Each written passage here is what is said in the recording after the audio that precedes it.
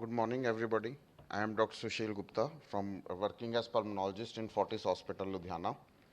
First of all, I would like to thank Dr. Vitull and organizing committee for giving me the opportunity to talk on the core pulmonology topic, that is COPD.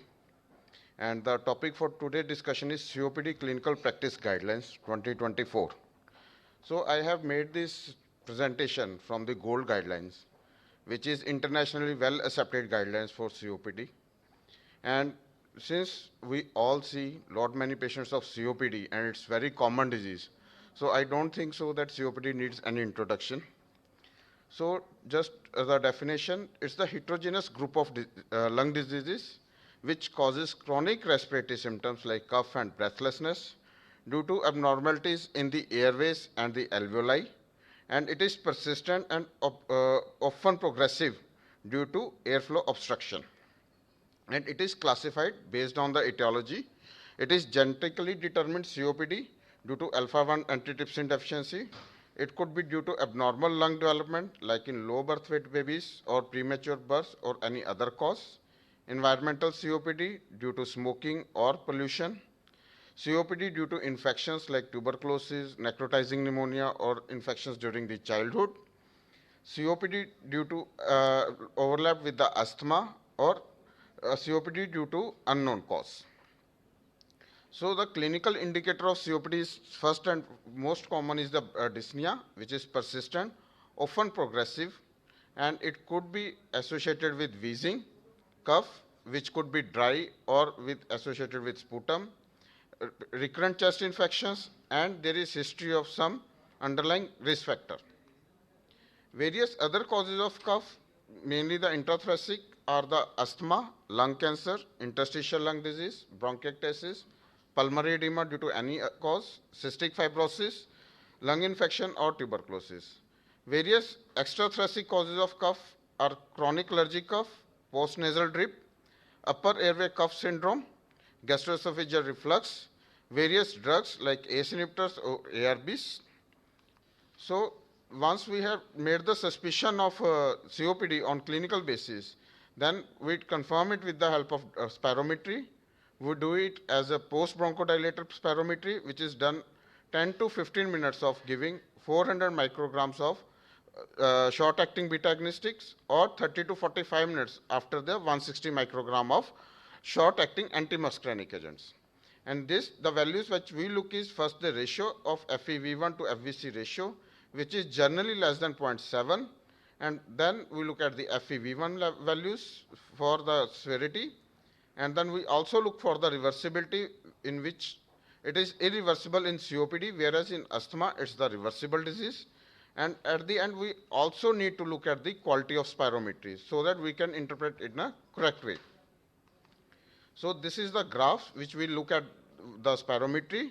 The left-hand side is the normal, in which FEV1 to FVC ratio is 0.8. And on the right side, there is the spirometry of the COPD, in which we can look at the FEV1 to FVC ratio is 0.56. And if we look at the curve, in the COPD, it is slow rising, flat, and prolonged as compared to the left-sided normal curve. Then COPD is grade on the basis of FEV1 from gold 1 to gold 4 as a mild if FEV1 is more than 80%, moderate if FEV1 is 50 to 80%, severe if FEV1 is between 30 to 49%, and very severe if it is less than 30%. So there is another new concept coming into this COPD is the PRISM. This is the preserved ratio impaired spirometry, in which the ratio of FEV1 to FVC is more than 70.7, but FEV1 is less than 80%. It is seen both in smokers and non-smokers, and it is associated with increased risk of cardiovascular events, hospitalization, and all-cause mortality. But there is no evidence of best treatment in the category of PRISM patients. So it has also been seen that the decline in lung function is significantly more than normal persons or mild severity of COPD patients. The role of spirometry is, COPD is limited to diagnosis, to assess the severity, then to check the response to treatment or any other intervention, or identification of rapid decline in the lung functions. So there is a new concept of blood eosinophil count in COPDs. The routine blood eosinophil count is recommended. Has prognostic value in lung function decline. Higher count is associated with higher exacerbation risk, and we need to add inhaled corticosteroid when eosinophil count is higher in the blood picture. So clinically, we look at the severity by modified MRC dyspnea scale. In this, it is graded from 0 to 4. MMRC grade 0 is when patient is getting breathlessness only on strenuous exercises. Grade 1, when patient is breathless when walking fast or going upstairs or walking uphill. Grade 2, when person walks slowly of the same age because of breathlessness. And grade 3, when patient can walk only up to 100 meters. And grade 4, when patient is having breathlessness and cannot move out of the house or having problem in doing the daily routine activities.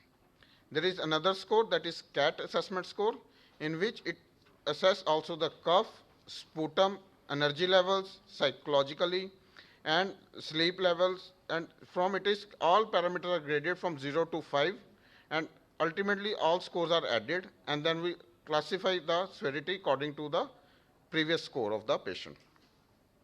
Then assessment of the risk of the exacerbations. Once we have diagnosed this COPD, and the assessment of air flow obstruction and severity by the spirometry, based on the spirometry from grade 1 to grade 4. Then exacerbation, on the basis of exacerbation, we assess the risk of exacerbation or hospitalization as A, B, and E. A and B are when there is patient having history of only one moderate exacerbation not leading to hospitalization. In category A, the MMRC scale is 0 to 1 and CAT score is less than 10. In B, the symptoms are more, but there is only history of one exacerbation in 1 year. In grade E, it is the more than 2 exacerbation in a year, or even 1 hospitalization. Patient is always at higher risk of getting the exacerbations. So role of CT in COPD, it is limited only for diagnosis of the differential diagnosis like bronchiectasis, ILD, or any other infection, screening of lung cancer, or it has value while doing the lung volume reduction surgeries. The screening of lung cancer is also very important in COPD because of common risk factors for COPD and the lung cancer. And it also helps in early diagnosis of lung cancer. The goal of treatment of COPD is to reduce the symptoms of breathlessness, cough, improve exercise tolerance, improve the health status, and also at the same time we also want to reduce the risk factor of exacerbation, hospitalization, and all-cause mortality. The management of COPD, first is the diagnosis, then initial assessment based on the spirometry or MMRC scale or the CAT scale, then looking at the various risk factors of the COPD. Then amongst the treatment, it's the pharmacotherapy along with this smoking cessation or pulmonary rehabilitation, any need of oxygen or non-positive pressure ventilation, then any vaccination required for the patient. And after the initial management, we review the patient on the follow-up with all the parameters, and then we adjust the treatment or stress wherever patient is lacking the having any the problem. So among the pharmacological therapy in group A, it's the bronchodilator, either antimuscarinic agents or LABA. And group B, where symptoms are more, then we add LABA, long-acting beta-agonistics or long-acting antimuscarinic agents. In group E, wherever there is high risk of exacerbation or patient having previous history of exacerbation or hospitalization, there we add both, and we also consider adding inhaled corticosteroids if blood eosinophil levels are high. So in follow-up pharmacological treatment, if patient has responded to the treatment, then we maintain it, but if not, then first we check the inhaler technique and we check for the compliance of the patient, then consider any inciting agent or continuous exposure to the risk factor, or if patient is still having problem and everything has been checked, Then we add the treatment. If patient is on one drug, then we add the second drug. If patient is already on two drugs, then we always check the technique of inhaler or we change the device. In case of exacerbation, if patient is taking LABA or LAMA, then we add the another drug, or if the eosinophil count is high, then we add the inhaled corticosteroid. But if patient is already on LABA or LAMA 2 drugs and blood eosinophil levels is between 100 to 300, even then we can consider adding the inhaled corticosteroid. But even after adding all 3 drugs, patient is not symptomatic. If patient is not getting benefit, then we can all add roflumilast or azithromycin. Coming to the main treatment, bronchodilators in stable COPD. Inhaled bronchodilators are central to symptom management on regular basis. Inhaled bronchodilators are always preferred over the oral one. Regular or as needed, SABA or SAMA improves FEV1 and symptoms. Combination of short-acting antimuscarinic or short-acting beta-agonistic are superior as compared to single agent. And LABA or LAMA are always preferred over the short-acting until or unless patient require only SOS treatment. And long-acting antimuscarinic agent has greater effect in reducing the exacerbation and hospitalization than LABA. Combination of long-acting agents is always better in symptom control, prevention of exacerbation and mortality.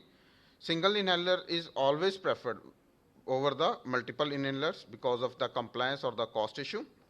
Theophylline exerts small bronchodilator effect on stable COPD. Factors which are considered before initiating the inhaled corticosteroids are, it is strongly recommended whenever patient is having history of hospitalization or exacerbation, more than equal to 2 exacerbation of COPD per year, or blood eosinophil level is more than 300, or patient is having concomitant history of asthma. And inhaled corticosteroids is favorable use if patient is having one moderate exacerbation of COPD per year or blood eosinophil level is between 100 to 300. The use is not recommended if patient is experiencing recurrent chest infections, blood eosinophil level is less than 100, or patient is having history of tuberculosis. The another part is the anti-inflammatory therapy. It is regular treatment with inhaled corticosteroids increases risk of pneumonia, especially those with severe diseases. So, inhaled corticosteroids should be combined with long-acting beta-agonistic in more effective way than individual components in improving lung functions and health status. We do not encourage the use of LABA or ICS combination in COPD. If there is any indication, inhaled corticosteroids should be combined with LABA and LAMA as a 3-drug combination, preferably in a single inhaler. And if patient with COPD have features of asthma, then treatment should always contain the inhaled corticosteroids. And independent inhaled corticosteroids have lot of risk factor of increases the risk of recurrent chest infections. And long-term use of oral corticosteroids have various side effects with no evidence of significant benefit overall on decreasing the risk of exacerbation and mortality. Then PDE4 inhibitors that has proved some role. Antibiotics like azithromycin can have some role in reducing the exacerbation over the 1 year. And the regular use of mucoregulators or antioxidants have shown to reduce the risk factor of the exacerbation. However, there is no role of statins in reducing the exacerbations.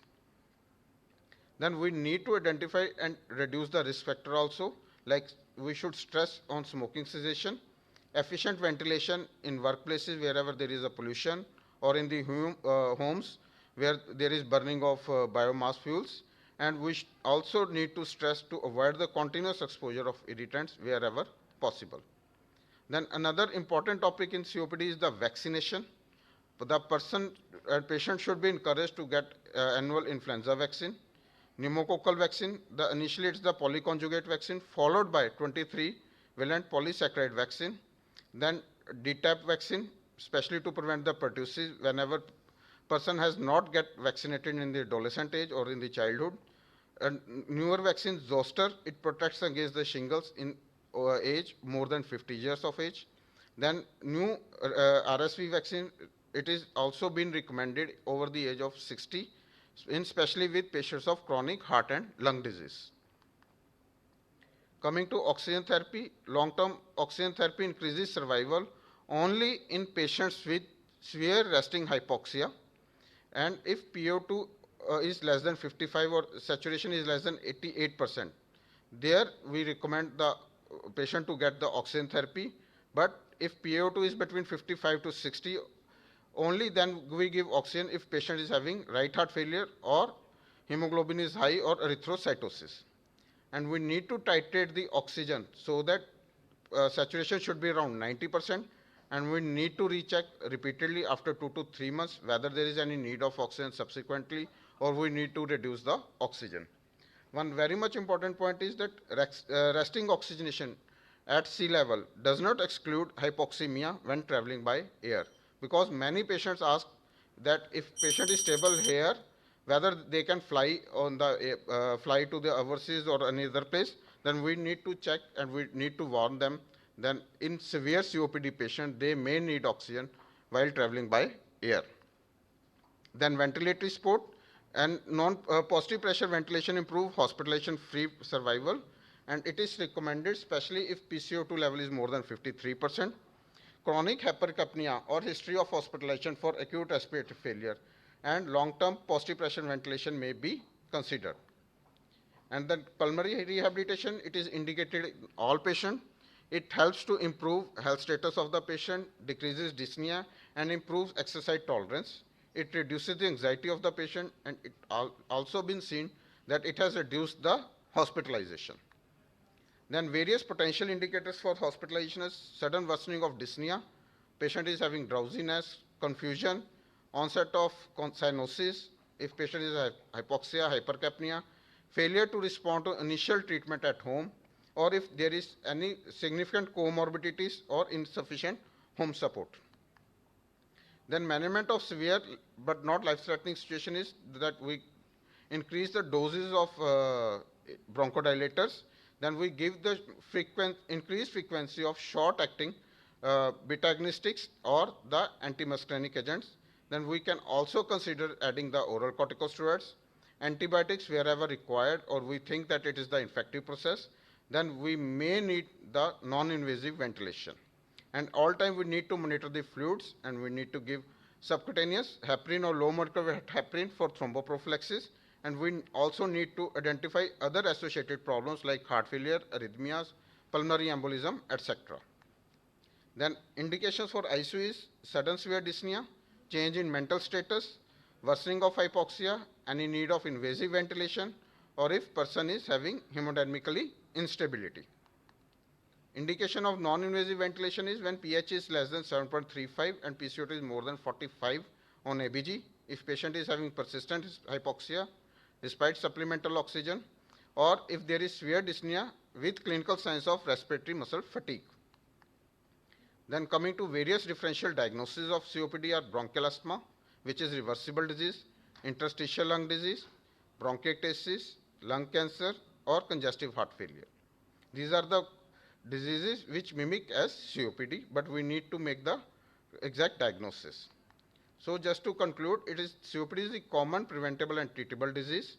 It is often under or misdiagnosed, and there are many other factors apart from smoking. If person is not smoking, then we cannot rule it out as COPD. Then we need to focus on pre-COPD or the PRISM, that is preserved ratio and impaired spirometry. And then we need to focus on the inhaler techniques, which should be written or prescribed after discussion with the patient. Thank you very much.